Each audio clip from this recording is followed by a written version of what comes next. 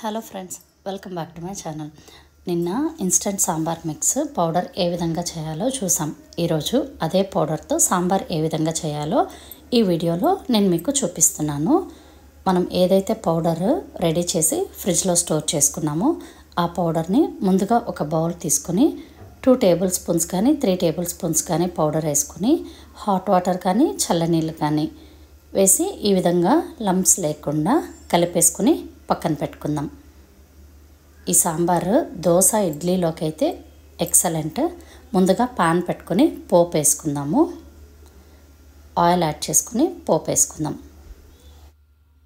పోపు చిటపట్లాడాక ఇందులోకి కొద్దిగా ఇంగువ వేసుకుందాము. ఆ తర్వాత వెల్లుల్లి, కరివేపాకు, ఆనియన్స్ వేసి, ఆనియన్స్ మరీ బ్రౌన్ కలర్ అవ్వాల్సిన పని లేదు, షాలో ఫ్రై చేసుకుంటే సరిపోతుంది. ఇందులోకి మీకు కావాలంటే చింతపండు పులుపు మాత్రం కొద్దిగా యాడ్ చేసుకోవాలి. కారం, ఉప్పు అన్నీ కూడా మనము ఆల్రెడీ వేసున్నాము.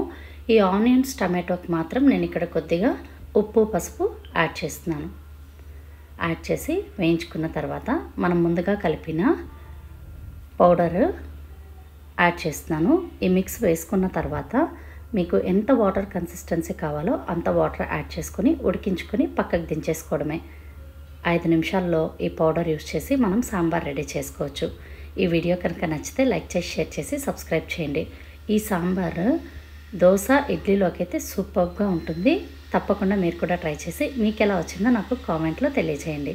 Thank you for